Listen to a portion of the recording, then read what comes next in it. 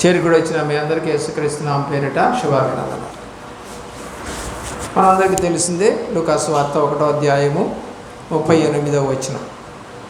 లోకరక్షణ కొరకు దేవుడు చిత్తానికి సమర్పించుకోవాలి. మనం లూకాసు వార్త 1వ అధ్యాయం 38వ వచనం.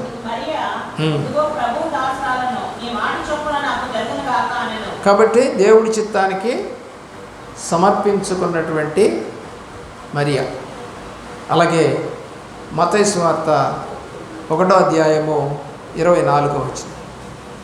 లోకానికి రక్షకుడిని అందించడంలో ఎంతటి శ్రమైనా, ఎంతటి బాధ అయినా, ఎంతటి అవమానమైనా భరించడానికి సిద్ధపడింది.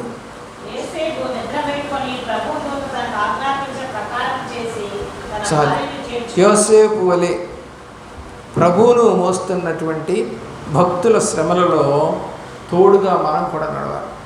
యోసేపు కూడా దేవుని యొక్క మాటని లోబడి, నీ భార్య గర్భవతిగా ఉంటుంది పరిశుద్ధాత్మ ద్వారా చెప్పినప్పుడు అలా కుదురుద్ది అని అనకుండా తాను ఒప్పుకున్నట్టుగా మనకి కనబడుతుంది. 2వ అధ్యాయం 14వ వచనం.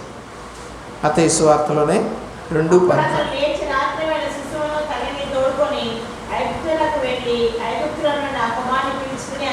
కాబట్టి ఎప్పుడు దేవుడు మాట చెప్పినా యోసేపు ఎప్పుడు కూడా ఇప్పుడు నాకు కుదరదు, ఐగుప్తుకు నేను ఎక్కడ పోతాను ఇప్పుడు అనలా. ఎందుకని? హేరోదు పిల్లలు చంపాలని ఆశపడ్డాడు. ఆ టైంలో దేవదూత ముందుగానే చెప్పి వారిని అక్కడి నుంచి పంపించేసి అని బైబిల్ తెలియజేస్తాం. మరి ఆ మొదట్లోనే ఆ యొక్క శిశువుని తీసుకొని వాళ్ళు ఐగుప్తుకి వెళ్ళిపోయారని ప్రవచనం. అది ప్రియులారా ఆలోచన చేయండి. అలాగే 1వ లూకాసు వార్త 1:41.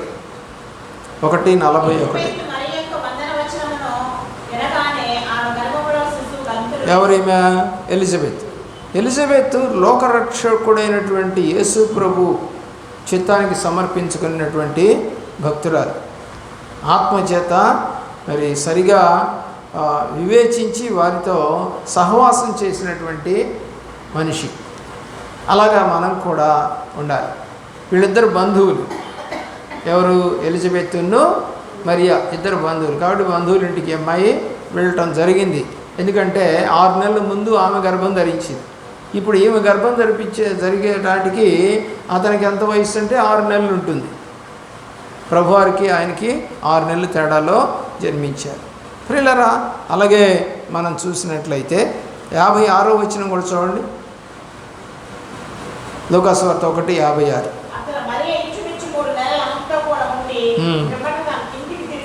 అంటే ఇంకా ఆమె డెలివరీ అయ్యే డేస్కి ముందు ఈమె వెళ్ళిపోయింది. అలాగా మన జీవితంలో దేవుణ్ణి గణపరచడానికి మనం ఒకరినొకరు కలుసుకోవాలి. గొర్రెల కాపరుల యొక్క భక్తి. లూకాసు వార్త 2వ అధ్యాయం 17వ వచనం. దేవుడు చెప్పిన మాట ప్రకారం వీళ్ళు కూడా లోబడ్డారు.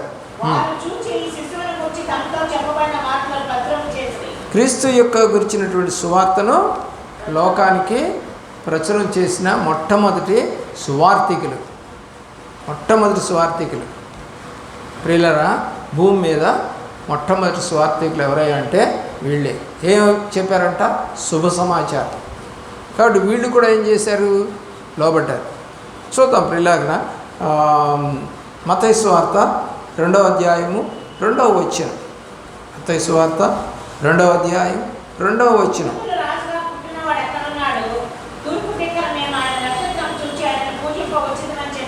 ఏంటి? ఎక్కడి నుంచో వచ్చి చూస్తారని బైబిల్ తెలియజేస్తాం. 9వ వచనం కూడా చదవండి. 9వ వచనం 2.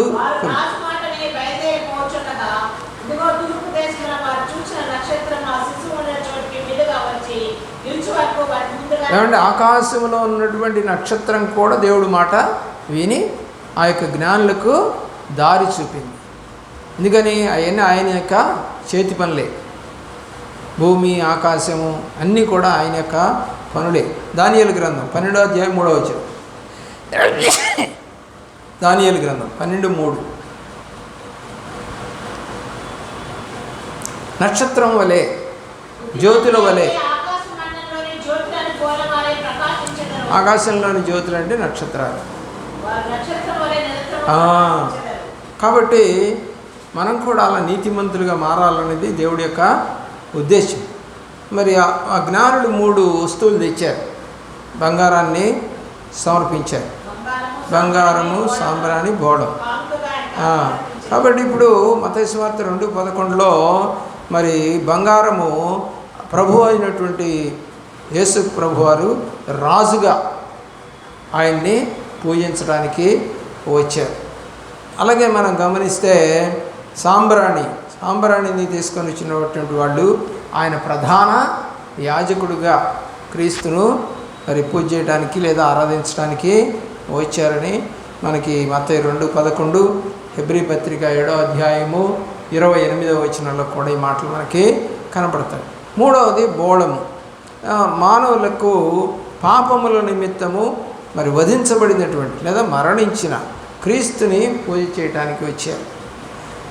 బోళమును మరి ఆ యొక్క శవపేటికలో చల్లుతారు. దేవుని యొక్క ప్రేమలో మత్తయి 2:11లో మనకు కనపడుతుంది. యోహాను రాసిన సువార్త 1:29 మరియు గలతీ పత్రిక 1:4లో కూడా ఈ మాటలు మనకు కనపడతాయి. అన్నిటికన్నా కూడా గొప్పగా దేవునితో సమానంగా ఉండే భాగ్యాన్ని విడిచి ప్రభు అయిన యేసుక్రీస్తు వారు తాను రిక్తునిగా చేసుకొని మరి ఈ లోకానికి వచ్చినట్టుగా క్రీస్తు మనసును మనం కూడా కలిగి ఉండాలని ఫిలిప్పీ పత్రిక 2వ అధ్యాయము 5వ వచనం నుండి 8వ వచనం దాకా మనకి కనపడతా ఉంది. కాబట్టి దేవుని ప్రేమిస్తున్న ప్రియులారా, మనము ఎవరిని పోలి, ఎవరిని కలిగి, ఎవరితో సహవాసం, ఎవరి వద్దకు వెళ్ళాలి అన్న కొన్ని విషయాలు నేను మీతో పంచుకున్నాను. కాబట్టి మీరు కూడా అలాగా మరి ఆ యొక్క గొల్లల వలె, అలాగే జ్ఞానుల వలె, అలాగే మరియా ఎలిజబెత్తుల వలె, మరి అలాగే నక్షత్రం వలె, యోసేపు వలె మరి మనం కూడా నడిచి దేవుడిని ప్రసన్నతను మన కుటుంబంలో కలుగజేసుకొని నిండారా దీవించబడదుము గాక. మోకరించండి.